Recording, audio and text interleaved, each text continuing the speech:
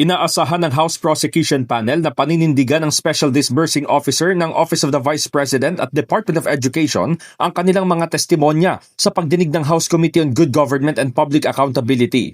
Sa pulong balitaan, sinabi ni House Lead Prosecutor Jervy Luistro na dapat ay maging consistent sina OVP SDO Gina Acosta at DepEd SDO Edward Fajarda sa kanilang mga kwento sa Good Government hearing. Ipinunto ni Luistro na hindi niya maiintindihan kung biglang magbabago ang salaysay nina Acosta at Fajarda. Itinurn over na niya dito sa security officer kay Colonel Lachica, no? And then she was asked, bakit mo ginawa yon?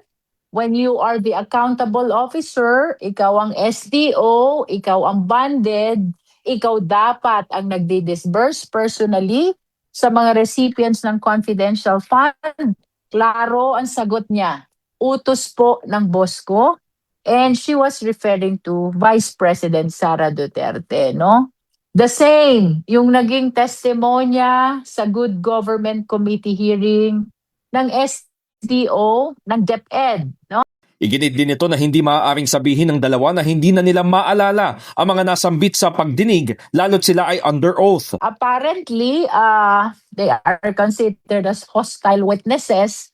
Hostile because they are attached, associated, and perhaps part nung mga naging proseso nitong alleged incidents in the articles of impeachment. Ang kailangan lang naman po natin dito, magsabi sila ng totoo as to what really happened. Bawal magsinungaling because they are under oath and then they have to explain kung bakit taliwas yung sinasabi nila ngayon dun sa naging prior declarations nila. And we have to understand na yung mga naging kwento nila nung time ng legislative inquiry ng Committee on Good Government, that is also a formal proceeding at under oath din sila doon. Dagdag ni Prosecution Legal Spokesperson Attorney Benjamin Tolosa Jr., hindi matatapos ang pananagutan sa mga SDO kahit may posibilidad na maglaglagan o akuin ang responsibilidad sa transaksyon. Paliwanag ni Tolosa, sa ilalim ng Government Auditing Code, ang head of agency ang pangunahing responsable sa mga pondo ng gobyerno at property ng ahensya, habang ang mga personnel na pinagkatiwalaan sa kustodiya ay may pananagutan sa agency head.